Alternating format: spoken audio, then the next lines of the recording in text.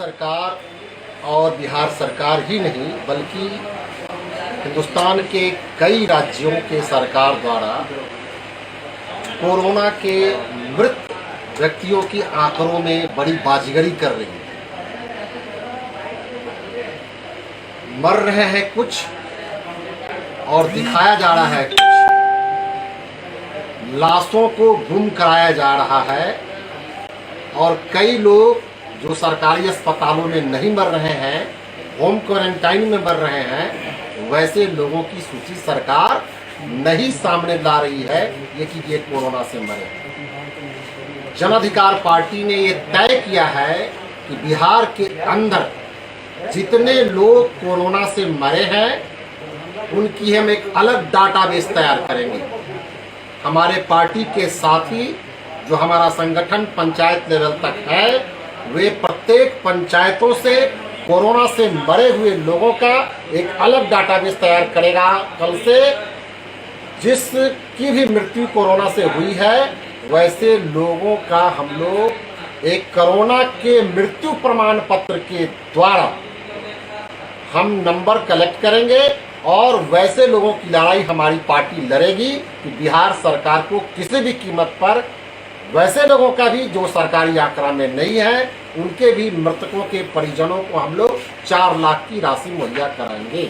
ऐसा हमारे राष्ट्रीय अध्यक्ष जी का निर्देश आया है कि हम सभी बिहार के कोरोना मृत के परिजनों को 4 लाख की राशि निर्णायक तरीके से संघर्ष करके हम लोग उनको मुहैया कराएंगे। इसके लिए हमारी पार्टी ने आज एक हेल्पलाइन नंबर जारी किया है, जो कि सार्वजनिक तौर पर हम लोग उसको दर्शा देंगे ताकि उस पर बिहार के कोई भी कोरोना से मरे हुए लोगों के परिजन अपने मृत लोगों के डॉक्यूमेंट्स को उस पर अपलोड कर सके ताकि उनकी लड़ाई हम बिहार सरकार से लड़ सके। ये बात है। आपको एक नमूना के तौर पर हम लोग एक पंचायत दे रहे हैं जो पटना से सटा हुआ जिला है, वैशाली। उसका एक चक सिकंदरपुर गांव है, वहां कोरोना से 17 लोग मारे गए हैं, लेकिन सरकारी आंकड़े में एक भी व्यक्ति की सूची नहीं दिखाई गई है। तो एक पंचायत का नमूना मैंने आपके पास सामने में पेश किया। इस तरह से बिहार में लगभग 8,500 से ऊपर पंचायत हैं। तो बिहार का आंकड़ा क्या होगा इस बात का आप सहज अनुमान लगा सकते हैं। दूसरी बात है कि अभी हमारे नेताजी के निर्देश पर ऑपरेशन एम्बुलेंस चलाया जा रहा है। जन अधिकार पार्टी के कार्यकर्ता पूरे बिहार में ऑपरेशन एम्बुलेंस चला रहे हैं। इसके तहत न सिर्फ एम्बुलेंस की खरीदारी, रखरखाव और परिचालन में भारी फाइनेंशियल गड़बड़ी आई है, आर्थिक अनियमितता आई है, बल्कि कई और खुलासे हुए हैं कि बहुत सारे प्राथमिक स्वास्थ्य केंद्र बंद पड़े हैं, बहुत सारे अतिरिक्त प्राथमिक स्वास्थ्य केंद्र बंद पड़े हैं। आश्चर्य की बात यह है कि हम लोगों ने पूर्वी चंपारण को एक मानक के रूप में लिया और पूर्वी चंपारण के सिविल सर्जन से हम लोगों ने स्टिंग ऑपरेशन किया, जिसमें सिविल सर्जन ने ये बताया कि पूर्वी चंपारण में 34 प्राथमिक स्वास्थ्य केंद्र डेड है और 132 अतिरिक्त स्वास्थ्य केंद्र डेड है, यानी वहां कोई स्टाफ नहीं है। केवल एक जिला का ये हाल है। बिहार में 38 जिले हैं, तो आप सोच सकते हैं कि कई प्राथमिक स्वास्थ्य केंद्रों का क्या हाल होगा। आप देख रहे हैं कि बिहार के जितने भी मेडिकल कॉलेज हैं सरकारी, उसमें डॉक्टरों की घोर किल्लत है और हमारे जो नॉन मेडिकल स्टाफ हैं उनकी भी भारी कमी है, जिसके वजह से लोगों को इलाज नहीं मिल रहा है। आज कोरोना ने पूरे देश के हेल्थ सिस्टम का पूरा पोल खोल दिया है। स्वास्थ्य विभाग किस तरह से काम कर रहा है, कितना लस्त पस्त एवं अस्त स्थिति में है, जो आज सबों के सामने में है। हमारी पार्टी लगातार गरीब मरीजों की सेवा के लिए तत्पर है। हम लोग अपनी सेवादारी के माध्यम से हमेशा उसकी सेवा करते रहेंगे। दूसरी बात हम ये कहना चाह रहे हैं कि यह भी एक यास, एक चक्रवात आया, बिहार भी उससे प्रभावित हुआ। हमारा सीमांचल, हमारा मिथिलांचल, उत्तर बिहार के कई सारे जिले और ख़ास तौर पर कैमूर, शाहबाद का भी कुछ पार्ट बहुत प्रभावित हुआ है। लेकिन भारत सरकार ने बिहार को कोई डैमेज कंट्रोल के लिए ऐड नहीं दिया। हम इसकी तीव्र भर्त्सना करते हैं कि भारत सरकार को बिहार में भी यास चक्रवात से जो हानि हुई है वो देना चाहिए, हम लोग को मिलना चाहिए।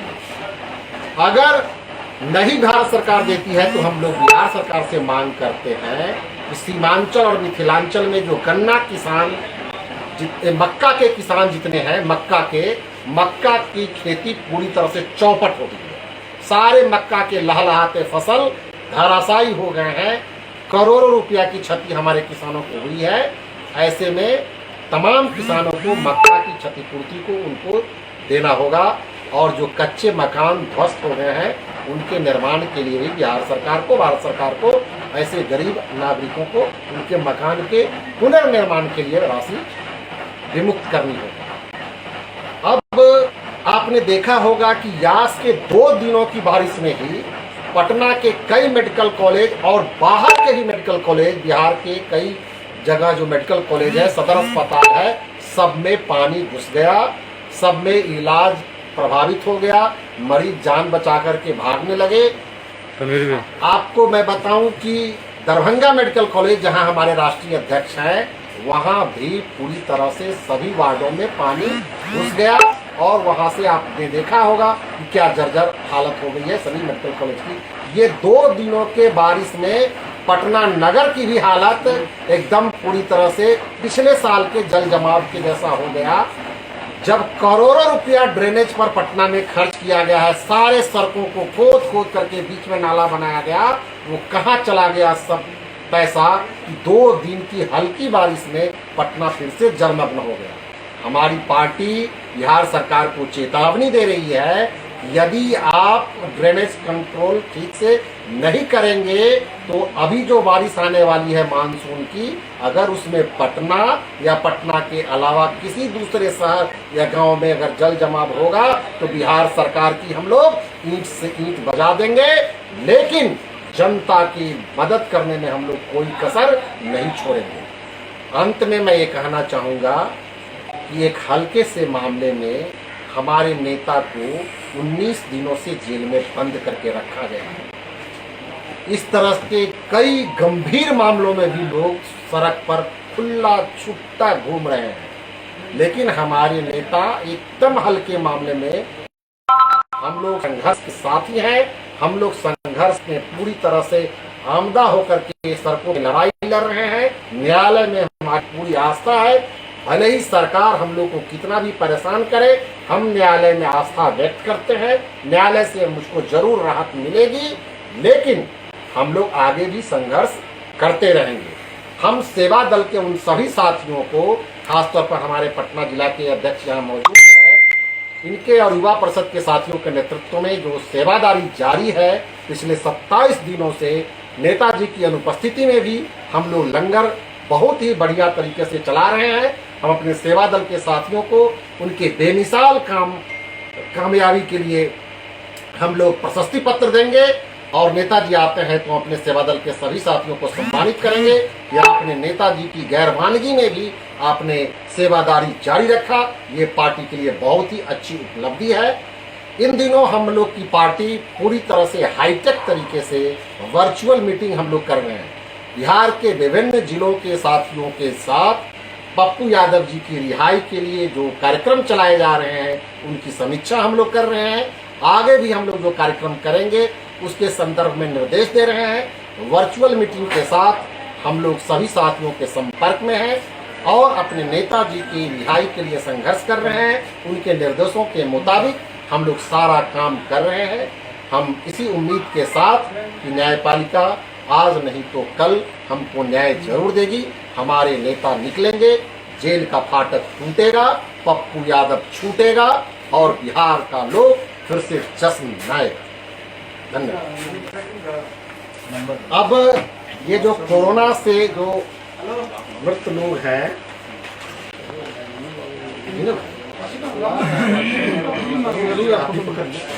खड़ा होकर कर दे,